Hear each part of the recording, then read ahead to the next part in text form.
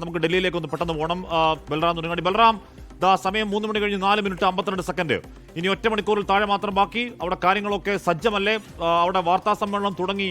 ഏകദേശം എത്ര സമയം കഴിയുമ്പോഴേക്കും കേരളം പോളിംഗ് ബൂത്തിലേക്ക് എപ്പോൾ പോകുമെന്ന് അറിയാൻ കഴിയും? ബൽറാം.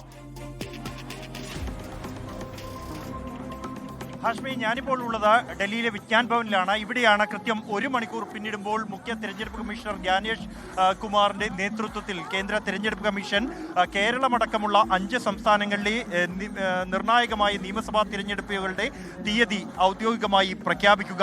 അതിനായുള്ള എല്ലാ ഒരുക്കങ്ങളും പൂർത്തിയായിരിക്കുന്നു. ഉദ്യോഗസ്ഥർ അവസാനഘട്ട ഒരുക്കങ്ങൾ അത് പരിശോധിച്ചു കൊണ്ടിരിക്കുകയാണ്. കൃത്യം 4 മണിക്ക് തന്നെ ജ്ഞാനേഷ് കുമാറിന്റെ നേതൃത്വത്തിലുള്ള വാർത്താ സമ്മേളനം ആരംഭിക്കും.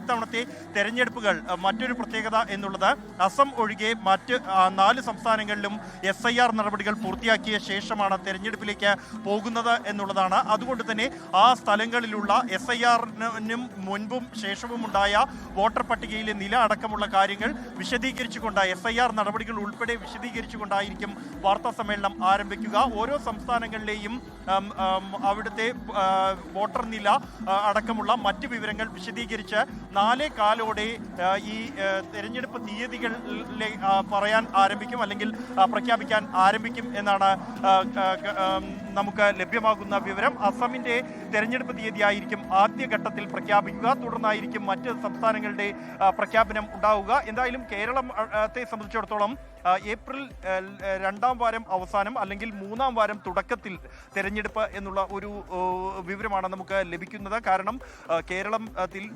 സന്ദർശനം നടത്തിയ തെരഞ്ഞെടുപ്പ് കമ്മീഷനോട് വിഷു ആഘോഷങ്ങൾ അതിന് പരിഗണന നൽകണമെന്നുള്ള നിർദ്ദേശം രാഷ്ട്രീയ പാർട്ടികൾ മുന്നോട്ട് വെച്ചിരുന്നു. കേരളത്തെ സംബന്ധിച്ച പ്രധാന ആഘോഷങ്ങളിൽ ഒന്നാണ് വിഷു. ആ ആഘോഷങ്ങളെ തെരഞ്ഞെടുപ്പ് ബാധിക്കാതിരിക്കണം എന്നുള്ള ഒരു അഭ്യർത്ഥന മുന്നോട്ട് വെച്ചിട്ടുണ്ട്. സമാനമായി തന്നെ പശ്ചിമ ബംഗാളിലും അസമിലും ബിഹു ആഘോഷം പ്രധാനപ്പെട്ടതാണ്. 10 ദിവസത്തോളം നീണ്ടു നിൽക്കുന്ന ആഘോഷങ്ങളാണ് ഉണ്ടാകാറുള്ളത്. ആ ആഘോഷങ്ങളെ ബാധിക്കാതെ ഒരു തീയതി ആയിരിക്കണം തെരഞ്ഞെടുപ്പ് നടത്തേണ്ടത് എന്നുള്ള നിർദ്ദേശമാണ് രാഷ്ട്രീയ കക്ഷികൾ പശ്ചിമ ബംഗാളിലും അസമിലും മുന്നോട്ട് വെച്ചിരിക്കുന്നത്. ബംഗാളിലെ ഇപ്പൊ KC വേണുഗോപാൽ സംസാരിച്ചപ്പോൾ പറയുന്നുണ്ടായിരുന്നു, അതായത് പ്രധാനമന്ത്രി നരേന്ദ്രമോദിയുടെ ഇലക്ഷൻ ടൂർ കഴിഞ്ഞു. അപ്പോൾ സ്വാഭാവികമായും അങ്ങനെയാണല്ലോ ഇപ്പോൾ കാര്യങ്ങൾ എന്നുള്ളതാണ്. അത്